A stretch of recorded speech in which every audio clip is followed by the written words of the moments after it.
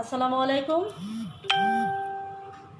National college school section থেকে এই মুহূর্তে লাইভে যারা যুক্ত হয়েছেন, শুনছেন এবং দেখছেন, আমার সম্মানিত অভিভাবকবৃন্দ, আস্থাভাজন সুধীজন ও আমার প্রাণপ্রিয় শিক্ষার্থী বন্ধুরা, সবাইকে ন্যাশনাল কলেজ স্কুল সেকশনের পক্ষ থেকে জানাচ্ছি আন্তরিক শুভেচ্ছা ও স্বাগতম। আশা করি যারা এই লাইভে যুক্ত আছেন বা যুক্ত হবেন, যে যেখানে আছেন, মহান আল্লাহ পাকের অশেষ রহমতে ভালো আছেন, সুস্থ আছেন। আলহামদুলিল্লাহ, আমিও ভালো আছি। সুপ্রিয় শিক্ষার্থী বন্ধুরা, ন্যাশনাল কলেজ স্কুল সেকশন থেকে আমি তোমাদের সাথে যুক্ত হয়েছি ফাতেমা বেগম ইমি। শিক্ষার্থী বন্ধুরা, ন্যাশনাল কলেজ স্কুল শাখা সহকারী শিক্ষক, মধ্যবাড্ডা ইউলুপ সংলগ্ন ইসলামী ব্যাংক ভবন আমাদের বর্তমান ঠিকানা। প্রিয় শিক্ষার্থীরা, সপ্তম শ্রেণীর যারা শিক্ষার্থী বন্ধুরা, তোমরা জানো যে আমি সপ্তাহের প্রতি বুধবার বিকাল 4:30 তোমাদের মাঝে উপস্থিত হই। তারই ধারাবাহিকতায় আজও ইসলাম ও নৈতিক শিক্ষা বিষয়টি নিয়ে তোমাদের মাঝে উপস্থিত হয়েছি। তো আশা করি তোমরা নিশ্চয়ই এতক্ষণে বই, খাতা, কলম নিয়ে তৈরি হয়ে বসেছ। তাহলে চলো শিক্ষার্থী বন্ধুরা, আমরা আজকের ক্লাসটি শুরু করি। প্রিয় শিক্ষার্থীরা, আমাদের আজকের ক্লাসের পাঠ পরিচিতি হলো সপ্তম শ্রেণীর ইসলাম ও নৈতিক শিক্ষা, এবং আজকে আমি আলোচনা করব তোমাদের পাঠ্য বইয়ের 4র্থ অধ্যায় আখলাক এর পাঠ 1 থেকে 5 পর্যন্ত। প্রিয় শিক্ষার্থীরা, আমি একটু বলে রাখি যে যেহেতু একটি অধ্যায়ের 5টি পাঠ কিন্তু আজকের ক্লাসে আমি আলোচনা করব, তো সুতরাং আমি আশা করব যে তোমরা সবাই মনোযোগ সহকারে ক্লাসটি উপভোগ করবে। শিক্ষার্থী বন্ধুরা, আমাদের আজকের পাঠ শিরোনাম ঘোষণার পূর্বে আমরা কিছু ছবি দেখে নিব। দেখো, এই যে ছবিগুলো, এই ছবিগুলো থেকে আমরা কি দেখতে পাচ্ছি? প্রথম ছবিটিতে দেখছি যে কি সালাত আদায়রত অবস্থায় আছেন। দ্বিতীয় ছবিটিও তাই, এখানে ইবাদত করা হচ্ছে, সালাত আদায় করা হচ্ছে। এখানে দেখো পরের ছবি, এখানেও প্রথম ছবিটিতে কি দেখতে পাচ্ছি? একজন লোক আরেকজন লোককে কি টেনে উপরে তুলছেন। আর দ্বিতীয় ছবিতে দেখতে পাচ্ছি ইফতার সামনে নিয়ে, কিছু খাবার সামনে নিয়ে কয়েকজন লোক কি করছেন? মোনাজাত করছেন। হ্যাঁ, এখানেও আমরা দেখছি যে ইফতার নিয়ে সবাই আজানের অপেক্ষায় আছে। তো এই যে ছবিগুলো শিক্ষার্থীরা তোমরা দেখলে, এই ছবি থেকে আমরা কি বুঝতে পারলাম যে এখানে যে 5টি ছবি দেখানো হয়েছে, 5টি ছবি অর্থাৎ মানুষের যে স্বভাব বা তাদের যে আচার আচরণ, এই বিষয়গুলো আমরা এই ছবির মাধ্যমে দেখতে পেলাম। তো আশা করি শিক্ষার্থী বন্ধুরা তোমরা এতক্ষণে নিশ্চয়ই বুঝতে পেরেছ আজকের আমাদের যে পাঠ শিরোনামটি সেটি কি হতে পারে। হ্যাঁ শিক্ষার্থী বন্ধুরা, আমাদের আজকের পাঠ শিরোনামটি হচ্ছে আখলাক, তোমাদের ইসলাম ও নৈতিক শিক্ষা পাঠ্য বইয়ের 4র্থ অধ্যায়। তো আজ আমরা এই আখলাক সম্পর্কে আলোচনা করব। তো আমরা আলোচনার শুরুতেই দেখে নিব আজকের পাঠের যে শিখন ফল আছে, অর্থাৎ এই পাঠ শেষে শিক্ষার্থীরা তোমরা যা জানতে পারবে, প্রথমে আখলাক শব্দের অর্থ বলতে পারবে, আখলাকের সংজ্ঞা বলতে পারবে, আখলাকের প্রকারভেদ বলতে পারবে। এরপরে পরোপকারের আরবি শব্দ কি সেটা বলতে পারবে, পরোপকারের সংজ্ঞা বলতে পারবে, শালীনতার আরবি প্রতিশব্দ বলতে পারবে, সৃষ্টির সেবা কি তা বলতে পারবে, আমানত এর শাব্দিক অর্থ বলতে পারবে, আমানতের পারিভাষিক সংজ্ঞাও বলতে পারবে। সবশেষে তোমরা যেটা জানতে পারবে সেটি হচ্ছে কি আমানতের গুরুত্ব বর্ণনা করতে পারবে। তো চলো শিক্ষার্থী বন্ধুরা, আমরা আমাদের যে মূল আলোচনা বা মূল পাঠ সেখানে চলে যাই। তো তার আগে আমি একটু দেখে নিই যে আমার সাথে কে কে যুক্ত হয়েছে। শিক্ষার্থী বন্ধুরা, তোমরা যারা যুক্ত আছো আমার সাথে তারা কমেন্টে আমাকে জানিয়ে দিবে যে আমাকে সঠিক শুনতে পাচ্ছ কিনা আমার কথা, বা ছবি পরিষ্কার দেখা যাচ্ছে কিনা।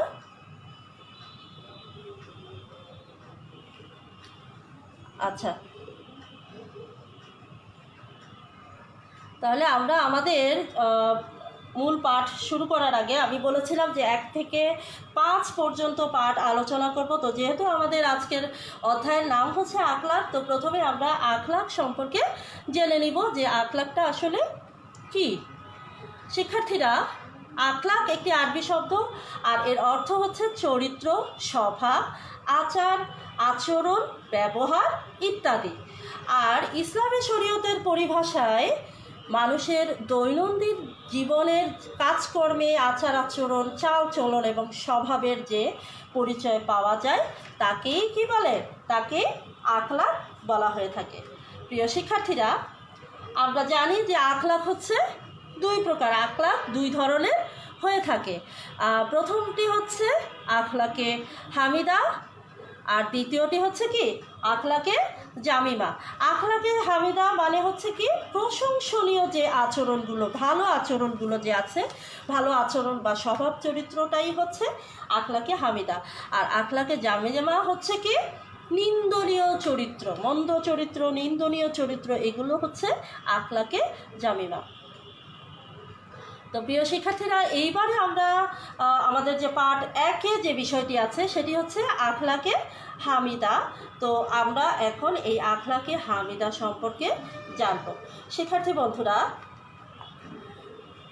আখলাকে হামিদাটা আসলে কি দেখো, মানুষের দৈনন্দিন কাজকর্মে যেসব উত্তম আচার আচরণ, ব্যবহার, তারপরে যে চাল চলনের মাধ্যমে স্বভাবের, মানুষের স্বভাবের যে পরিচয়টা পাওয়া যায় তাকেই আখলাকে হামিদা বা প্রশংসনীয় চরিত্র বলা হয়। আচ্ছা, আমি দেখতে পাচ্ছি আমার সাথে যুক্ত হয়েছে রিপন। আসসালামু আলাইকুম। হ্যাঁ, ওয়ালাইকুম আসসালাম। রিপনকে যুক্ত থাকার জন্য অনেক ধন্যবাদ। প্রিয় শিক্ষার্থীরা, যা বলছিলাম যে আখলাকে হামিদার কথা বলছিলাম, যে মানুষের যে প্রশংসনীয় চরিত্র বা ভালো চরিত্রগুলো আছে সেগুলোই হচ্ছে মূলত আখলাকে হামিদা। যেমন ধরো সত্যবাদিতা, তারপরে পরোপকারিতা, তারপর হতে পারে সৃষ্টির সেবা, আমানতদারিতা, এই সবই হচ্ছে কি আখলাকে হামিদার অংশ। শিক্ষার্থী বন্ধুরা, আমরা আখলাকে হামিদার যে গুরুত্ব রয়েছে সেই গুরুত্ব সম্পর্কে এখন জানব। আখলাকে হামিদার আসলে গুরুত্বটা বলে শেষ করা যাবে না, যে আমাদের যে মানুষের জীবনে আসলে আখলাকে হামিদা বা এই যে উত্তম চরিত্র, হ্যাঁ, এই উত্তম চরিত্রের গুরুত্ব অপরিসীম। মানব জীবনের সুখ শান্তি আখলাকে হামিদা বা এই যে প্রশংসনীয় আচরণের কথা বলছি, এই প্রশংসনীয় আচরণের উপরেই নির্ভরশীল। শিক্ষার্থীরা, প্রশংসনীয় আচরণের মাধ্যমে কি হয় জানো, উত্তম চরিত্র, তোমার যে উত্তম চরিত্রটা সেটা কিন্তু এই প্রশংসনীয় আচরণ বা আখলাকে হামিদার মাধ্যমেই গড়ে ওঠে। আর আখিরাতের যে সুখ দুঃখ এগুলোও কিন্তু আখলাকে হামিদার উপরে নির্ভর করে। আর যার স্বভাব চরিত্র যত সুন্দর হবে সে তত বেশি সৎ কর্মশীল হয়ে যাবে, আর কি হবে, আল্লাহর কাছে সে তত প্রিয় হবে। শিক্ষার্থীরা, আমরা এখন এক নজরে দেখে নিব আখলাকে হামিদার যে কিছু সুফল রয়েছে, সেই সুফলগুলো আমরা দেখে নিব। প্রথমে যে সুফলটি আমরা দেখতে পাচ্ছি সেটি হচ্ছে কি মহান আল্লাহ ও তার রাসূলের ভালোবাসা লাভ। তারপরে সুফলটি হচ্ছে ইমানের পূর্ণতা অর্জন। তৃতীয় সুফলটি হচ্ছে সর্বোত্তম মর্যাদা লাভ। আর চতুর্থ সুফল হচ্ছে আখলাকে হামিদার জাহান্নাম থেকে পরিত্রাণ লাভ। এবারে আমরা এই যে আখলাকে হামিদার যে 4টি সুফলের কথা বললাম এই সম্পর্কে আমরা আরেকটু বিস্তারিত জানব। সেটি হচ্ছে যেমন এই যে মহান আল্লাহ ও তার রাসূলের ভালোবাসা লাভ। এক্ষেত্রে দেখো, উত্তম চরিত্রের বা এই যে প্রশংসনীয় চরিত্রের এই অধিকারী হলে কি হয়, মহান আল্লাহ ও রাসূলের সন্তুষ্টি অর্জন করা যায়। আর এই সম্পর্কে রাসূল সাল্লাল্লাহু আলাইহি ওয়াসাল্লাম বলেন, তোমাদের মধ্যে সেই ব্যক্তি আমার নিকট অধিক প্রিয় যার চরিত্র সর্বোত্তম। এটি বুখারী ও মুসলিম শরীফে এই হাদিসটি উল্লেখ আছে। তো শিক্ষার্থী বন্ধুরা, আমরা জানলাম যে তাহলে কি, যে সেই ব্যক্তি কি আল্লাহর নিকট অধিক প্রিয় যার চরিত্র সবচেয়ে ভালো বা সর্বোত্তম। এরপরে ইমানের পূর্ণতা অর্জন। ইমানের পূর্ণতা অর্জনের ক্ষেত্রে আমরা যেটা দেখতে পাচ্ছি যে চরিত্র হচ্ছে গিয়ে মানুষের ইমানকে পূর্ণতা দান করে থাকে। তাহলে ইমানকে পূর্ণতা দান করে কি, মানুষের যে চরিত্র, তাই না? তো এই সম্পর্কেও মহানবী হযরত মুহাম্মদ সাল্লাল্লাহু আলাইহি ওয়াসাল্লাম বলেন, চরিত্রের বিচারে যে উত্তম মুমিনদের মধ্যে সেই পূর্ণতম ইমানের অধিকারী। প্রিয় শিক্ষার্থীরা, এবার আমরা জানব এই যে সর্বোত্তম মর্যাদা লাভ। হ্যাঁ, সর্বোত্তম মর্যাদা লাভ করা হচ্ছে আখলাকে হামিদার আরেকটি সুফল। তো উত্তম চরিত্রের অধিকারী ব্যক্তি বা মানুষ কি আল্লাহ এবং তার রাসূল সাল্লাল্লাহু আলাইহি সাল্লামের নিকট কি উঁচু মর্যাদা লাভ করবেন। আর কি হবে, সমাজের নিকটও কি হয়, সে উঁচু মর্যাদার অধিকারী হন। এই সম্পর্কে রাসূল সাল্লাল্লাহু আলাইহি সাল্লাম বলেন, তোমাদের মধ্যে সেই ব্যক্তি শ্রেষ্ঠ যার চরিত্র উত্তম। প্রিয় শিক্ষার্থীরা, এরপরে আমরা দেখব জাহান্নাম থেকে পরিত্রাণ লাভ। এই আখলাকে হামিদার আরেকটি সুফল হচ্ছে জাহান্নাম থেকে পরিত্রাণ লাভ। তো প্রিয় শিক্ষার্থীরা, মহান আল্লাহ উত্তম চরিত্রবান ব্যক্তিকে জাহান্নামের আগুন থেকে রেহাই দিবেন। আর এই প্রসঙ্গে দেখো রাসূল সাল্লাল্লাহু আলাইহি সাল্লাম বলেন, আল্লাহ তাআলা যার গঠন ও স্বভাব সুন্দর করেছেন, দোজখের অগ্নি তাকে ভক্ষণ করবে না। মানে আমরা কি বুঝতে পারলাম এই হাদিসটি দিয়ে, যে যার স্বভাব চরিত্র ভালো, যে এই আখলাকে হামিদার অধিকারী, তারা কি করবে, জাহান্নামের আগুন তাদেরকে ভক্ষণ করবে না, মানে তাদেরকে জাহান্নামের আগুন স্পর্শ করতে পারবে না। তাহলে শিক্ষার্থী বন্ধুরা, আমরা আখলাকে হামিদার যে সুফলগুলো ছিল সেই সুফলগুলো জানতে পারলাম। আশা করি তোমরা এই পাঠটি খুব ভালোভাবে বুঝতে পেরেছো। আর তোমাদের যদি কোনো প্রশ্ন থাকে অবশ্যই তোমরা কমেন্টের মাধ্যমে আমাকে জানাতে পারো। শিক্ষার্থী বন্ধুরা, এরপরে আমরা চলে যাব আমাদের দ্বিতীয় পাঠ। দ্বিতীয় পাঠের বিষয় হচ্ছে পরোপকার। ঠিক আছে, আমরা পরোপকার সম্পর্কে এখন জানবো। তো পরোপকার বা আল ইহসান, তাই না? আর তো পরোপকার হচ্ছে কি একটি পরোপকারের যে আরবি প্রতিশব্দ রয়েছে শিক্ষার্থীরা, ইহসান। তোমরা দেখতে পাচ্ছ এখানে পরোপকারের আরবি প্রতিশব্দ হচ্ছে কি ইহসান, আর এর অর্থ হচ্ছে অন্যের উপকার করা। আর ইসলামী শরীয়তের পরিভাষায় আল্লাহর সৃষ্টির প্রতি মানুষের যে দায়িত্ব ও কর্তব্য রয়েছে সেগুলোকে যথাযথভাবে পালন করাকেই পরোপকার বা ইহসান বলা হয়। আমি আবারও বলছি শিক্ষার্থী বন্ধুরা, আল্লাহর সৃষ্টির প্রতি মানুষের যে দায়িত্ব ও কর্তব্য রয়েছে সেগুলোকে উত্তম বা যথাযথভাবে পালন করার নামই হচ্ছে কি পরোপকার। তো এই যে আমরা জানি শিক্ষার্থীরা যে মানুষ হচ্ছে কি সামাজিক জীব, তাই না? তো মানুষ সামাজিক জীব, সে কী করে, সমাজবদ্ধ হয়ে বসবাস করে। আর সমাজবদ্ধ হয়ে এই যে বসবাস করা, এক্ষেত্রে কি হয়, পরস্পরের সহযোগিতা, একে অপরের সহযোগিতার প্রয়োজন হয়। তো সুতরাং অন্যের প্রয়োজনে বা উপকারে যে আসে মানুষ, একজন আরেকজনের যে প্রয়োজনে আসে বা উপকারে আসে, এই উপকারে আসার নামটাই হচ্ছে শিক্ষার্থী বন্ধুরা পরোপকার। আশা করি পরোপকার কি তোমরা তা বুঝতে পেরেছ। তো এবার আমরা পরোপকারের যে তাৎপর্য রয়েছে সেই তাৎপর্য সম্পর্কে জানব। শিক্ষার্থীরা, পরোপকার হচ্ছে মহান আল্লাহ তাআলার একটি বড় গুণ। মহান আল্লাহ পরম দয়ালু, সমগ্র সৃষ্টির প্রতি তার এই যে অসীম দয়া এবং করুণা, এটা আমরা লক্ষ্য করি।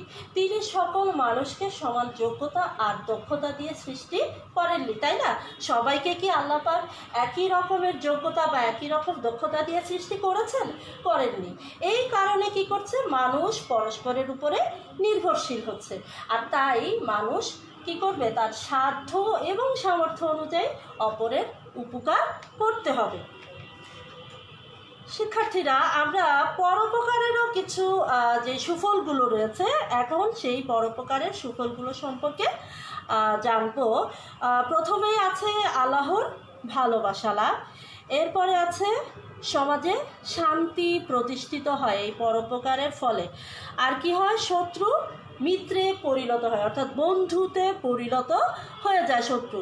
আর সবশেষ যেটি দেখতে পাচ্ছি সেটি কি, মানুষের ভালোবাসা লাভ করা যায় এই পরোপকারের মাধ্যমে।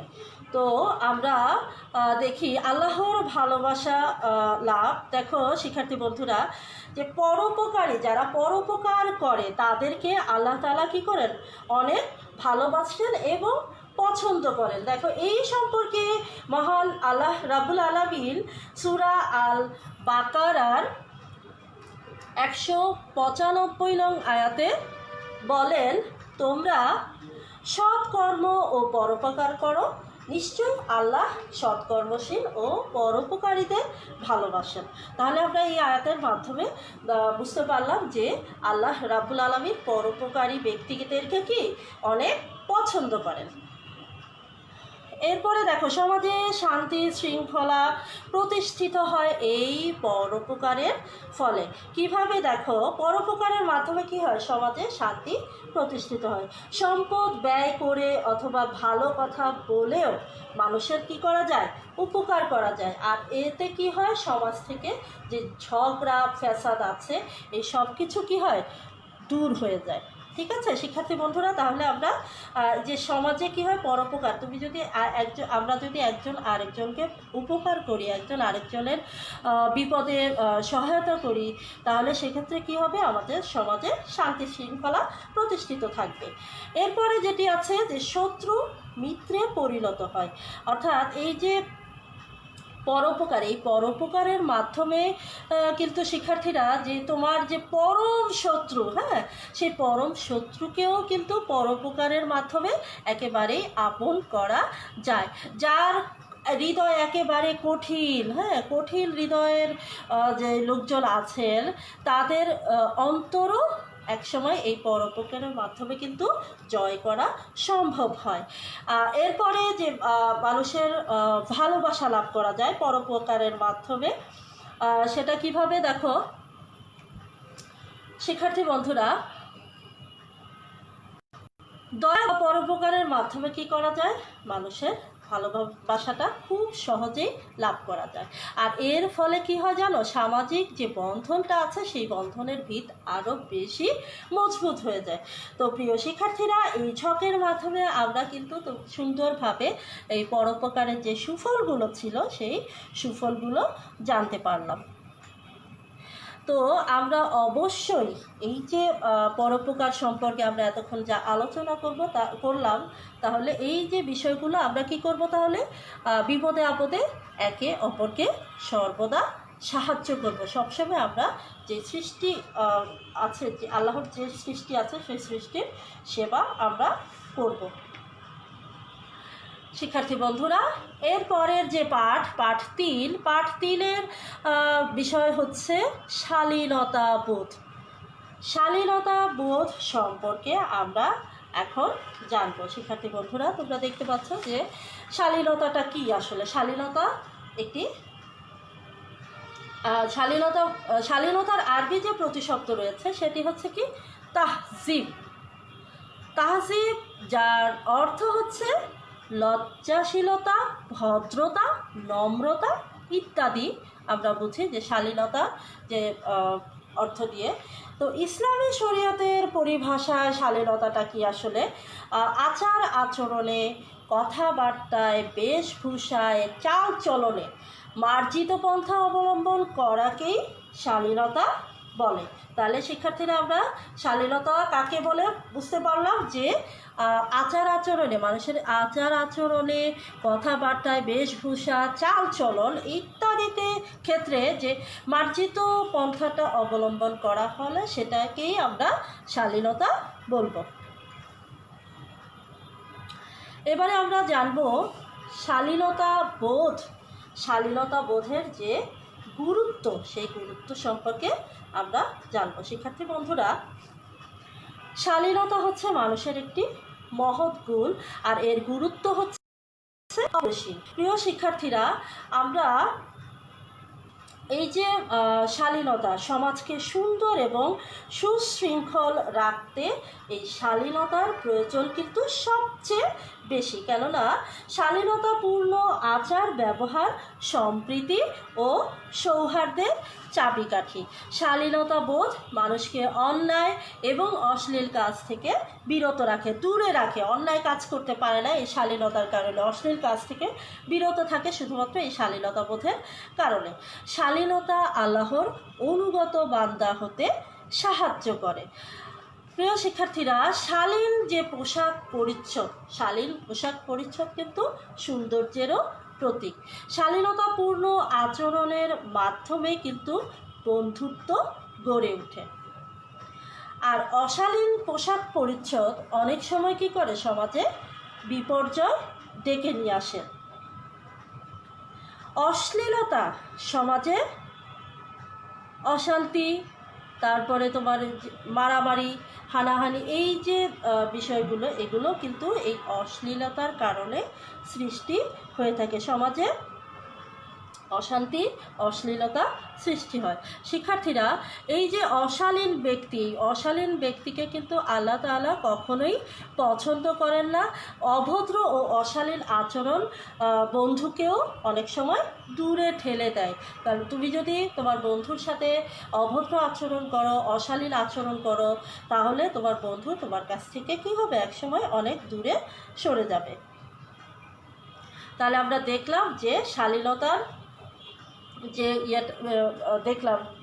শালীনতার মাধ্যমে অশালীন যে এতক্ষণ যে বিষয়গুলো বললাম শিক্ষার্থীরা তোমাদেরকে, যে শালীনতার গুরুত্বটা, আসলে অভদ্র বা অশালীন আচরণ এই যে বন্ধুকে দূরে ঠেলে দেয়। মানুষ কী করে, অশালীন ব্যক্তিকে পছন্দ করে না কিন্তু। আর অশালীন যে আচরণ করা হয়, যারা শালীনতা সঠিকভাবে করে না, তাদের সবাই কিন্তু তাদেরকে কি করে, পরিত্যাগ করে। মহানবী হযরত মুহাম্মদ সাল্লাল্লাহু আলাইহি সাল্লাম বলেন, মানুষের মধ্যে ওই ব্যক্তি সবচেয়ে নিকৃষ্ট যার অশ্লীলতা থেকে রক্ষা পাওয়ার জন্য লোকেরা তাকে পরিত্যাগ করে। তাহলে কি, এই যে অশালীন আচরণ যারা করে, তাদেরকে যে লোকজন পরিত্যাগ করে, তারা হচ্ছে কি সবচেয়ে নিকৃষ্ট। আর অশালীন ব্যক্তিকে কিন্তু শিক্ষার্থী বন্ধুরা আল্লাহ তাআলা কখনোই পছন্দ করে না, যেটা আমি কিছুক্ষণ আগেই বলেছি। বরং অশালীন ব্যক্তিকে আল্লাহ তাআলা ঘৃণা করেন। আর এই সম্পর্কে মহানবী রাসূল সাল্লাল্লাহু আলাইহি সাল্লাম বলেন, নিঃসন্দেহে আল্লাহ তাআলা অশালীন ও দুশ্চরিত্র ব্যক্তিকে ঘৃণা করেন।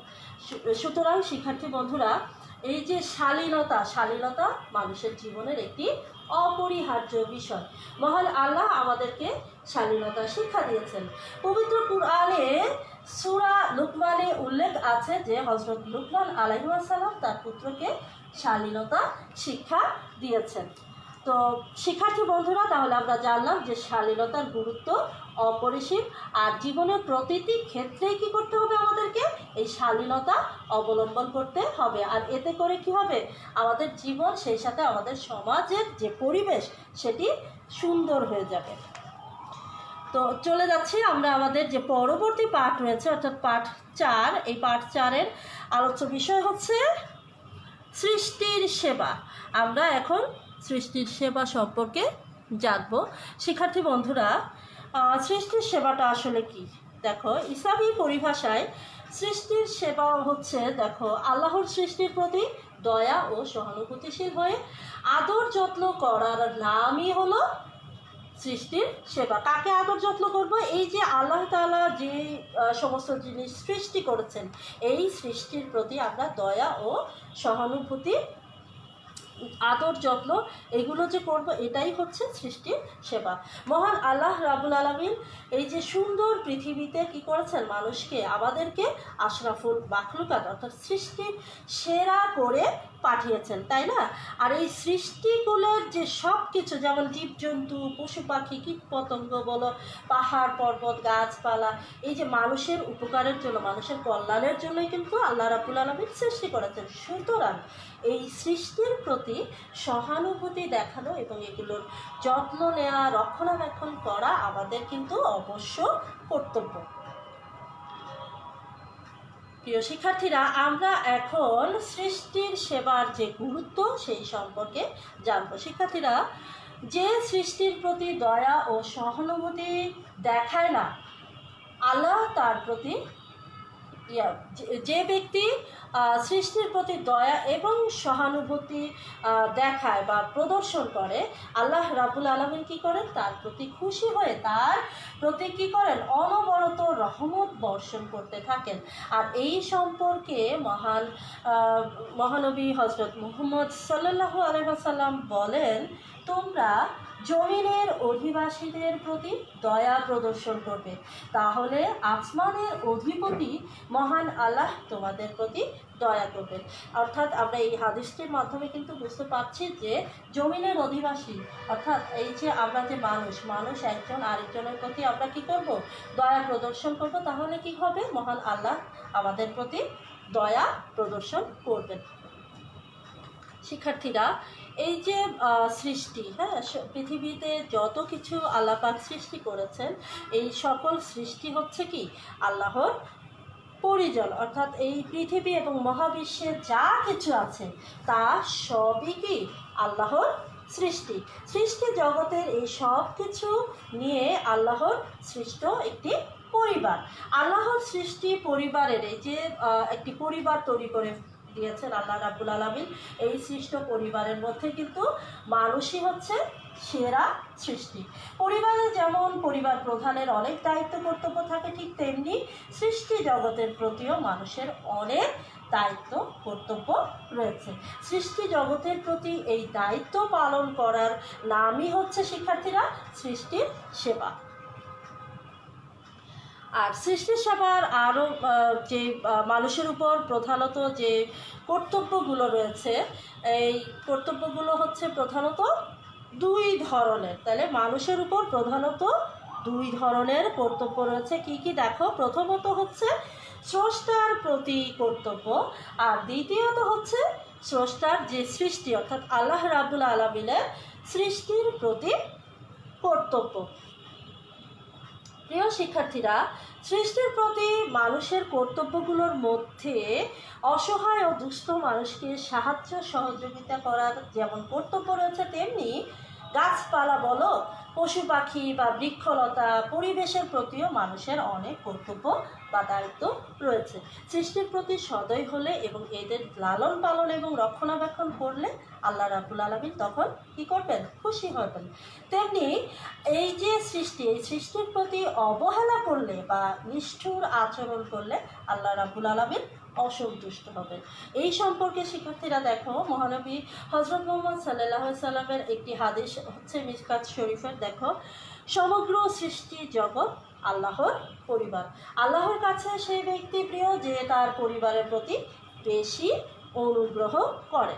তো প্রিয় শিক্ষার্থীরা, আমরা তাহলে কি করব? সৃষ্টির সেবা করব, আল্লাহর সকল সৃষ্টির সেবা করব, জীবজন্তুকে কষ্ট দেব না, অকারণে কোনো বৃক্ষের ক্ষতি করব না, বৃক্ষরোপণ করব এবং যত্ন নিব।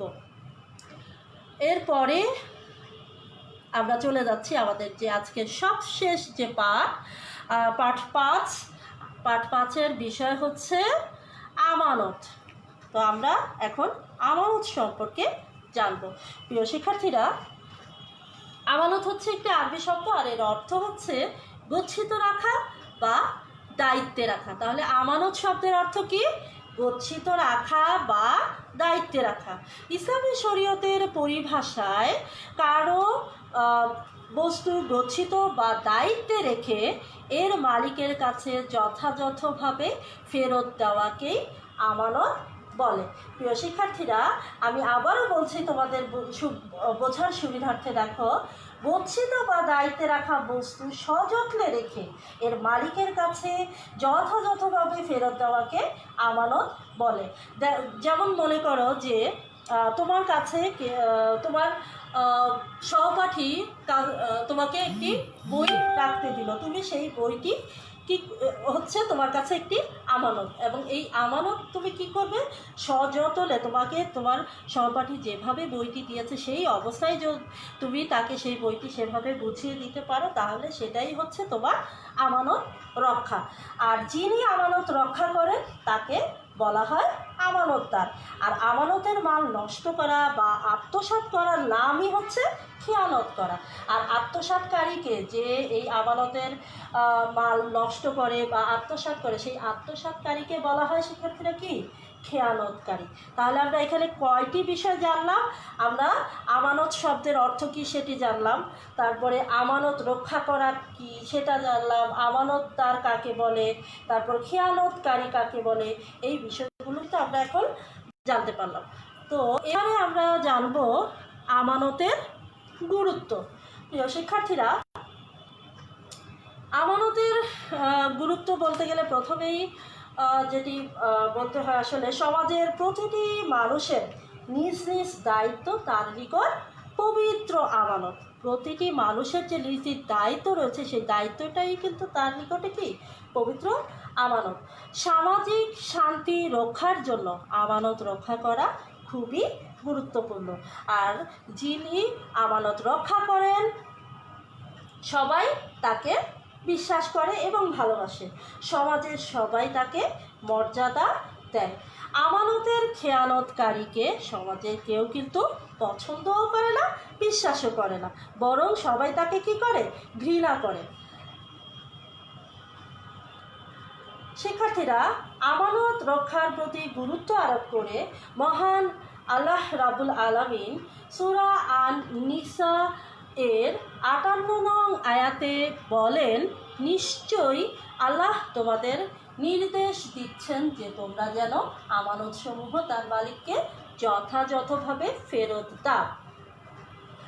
আর আমানতের খেয়ানত করা হচ্ছে মুনাফিকের লক্ষণ। শিক্ষার্থীরা, আমানত রক্ষা করা হচ্ছে কিসের লক্ষণ? ঈমানের অঙ্গ। আমানত রক্ষা করা হচ্ছে ঈমানতের অঙ্গ, আর আমানতের খেয়ানত করা হচ্ছে মুনাফিকের লক্ষণ।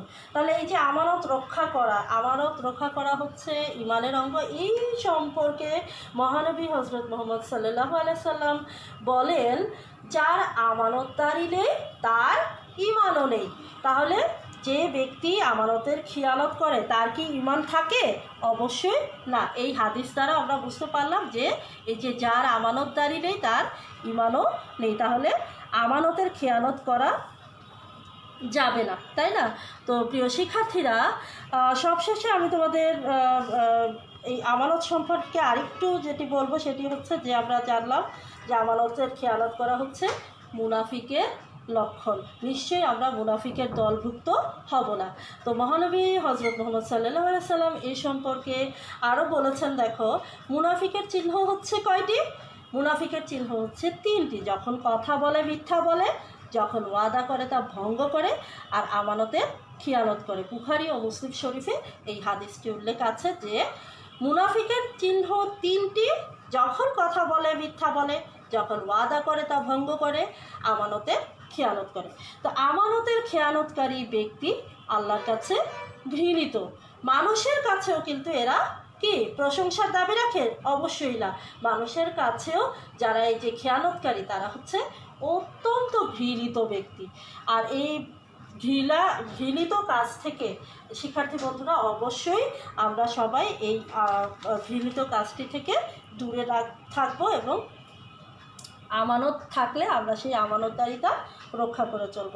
তো প্রিয় শিক্ষার্থীরা, আজকের পাঠের প্রায় শেষ পর্যায়ে চলে এসেছি। আজ আমি তোমাদের সাথে চতুর্থ অধ্যায়ের পাঠ 1 থেকে 5 পর্যন্ত আলোচনা করলাম। আশা করি তোমরা এই বিষয়গুলো খুব ভালোভাবে বুঝতে পেরেছ। এবারে আমরা চলে এসেছি একেবারে শেষ পর্যায়ে। এতক্ষণ যারা আমার সাথে ছিলে, আসলে এই আমার আলোচনা আজকের এই পাঠ থেকে কি বুঝতে পেরেছো সেটি যাচাই করার জন্য এটি একটি মূল্যায়নের ব্যবস্থা রেখেছি। তোমরা চাইলে কমেন্টের মাধ্যমে আমাকে এই প্রশ্নের উত্তরগুলো লিখে জানাতে পারো। শিক্ষার্থী বন্ধুরা, তোমরা দেখতে পাচ্ছ স্ক্রিনে আখলাক শব্দের অর্থ কী। আমাদের প্রথম প্রশ্নটি হচ্ছে আখলাক শব্দের অর্থ কী। এখানে অপশন আছে 4টি। দেখো, স্বভাব চরিত্র, ইহসান, পরোপকার, শালীনতা। তোমরা সঠিক যে উত্তরটি হবে সেই উত্তরটি কমেন্টের মাধ্যমে আমাকে লিখে দেখাতে পারো। আচ্ছা, এরপরে দ্বিতীয় প্রশ্নটি দেখো, আখলাক কত প্রকার? 2 প্রকার, 3 প্রকার, 4 প্রকার নাকি 5 প্রকার? আখলাক কত প্রকার? 2 প্রকার, 3 প্রকার, 4 প্রকার, 5 প্রকার। দেখি কেউ। আচ্ছা, রিপন, হ্যাঁ রিপনের উত্তর ঠিক আছে। 1 নংয়ের উত্তর 1 নংই স্বভাব চরিত্র। আখলাক শব্দের অর্থ হচ্ছে স্বভাব চরিত্র। আর দ্বিতীয় প্রশ্নটি আখলাক কত প্রকার? আখলাক কত প্রকার এর উত্তর হচ্ছে হ্যাঁ 2 প্রকার। ভেরি গুড, রিপনকে অসংখ্য ধন্যবাদ। এরপরে আমাদের তৃতীয় প্রশ্নটি দেখতে পাচ্ছ, আখলাকে হামিদা শব্দের অর্থ কি? আখলাকে হামিদা শব্দের অর্থ কি? নিন্দনীয় চরিত্র, ভালো চরিত্র, প্রশংসনীয় চরিত্র, সর্বোত্তম চরিত্র। আখলাকে হামিদা শব্দের অর্থ কিছুক্ষণ আগেই কিন্তু মিস তোমাদের সাথে আলোচনা করেছি। নিন্দনীয় চরিত্র, ভালো চরিত্র, প্রশংসনীয় চরিত্র নাকি সর্বোত্তম চরিত্র। আর 4 নম্বর প্রশ্নটি হচ্ছে, দেখো, পরোপকারের আরবি প্রতিশব্দ কি? সর্বোত্তম, আখলাক, খিয়ানত নাকি ইহসান। পরোপকারের আরবি প্রতিশব্দ কি? সর্বোত্তম, আখলাক, খিয়ানত, ইহসান। রিপন 3 নম্বর প্রশ্নের উত্তর দিয়েছ প্রশংসনীয় চরিত্র। Very good. আর 4 নম্বর প্রশ্নের উত্তর হচ্ছে ইহসান। 4 নম্বর, হ্যাঁ সবগুলো 4টি প্রশ্নের উত্তরই সঠিকভাবে দিতে পেরেছো। তার মানে তুমি বিষয়টি খুব ভালোভাবে দেখেছো মনোযোগ সহকারে এবং সেই সাথে বুঝতেও পেরেছো। তো এই জন্য তোমাকে অসংখ্য ধন্যবাদ। তো শিক্ষার্থী বন্ধুরা, আমরা একেবারে আমাদের আজকের লাইভের শেষ পর্যায়ে চলে আসছি। আশা করি তোমরা সবাই বুঝতে পেরেছো। তোমাদের সবাইকে আবারও ন্যাশনাল কলেজ স্কুল শাখার পক্ষ থেকে অনেক অনেক ধন্যবাদ জানিয়ে আমি আজকের মতো বিদায় হচ্ছি। তোমাদের কাছ থেকে বিদায় নিচ্ছি। আল্লাহ হাফেজ, ভালো থেকো, সুস্থ থেকো।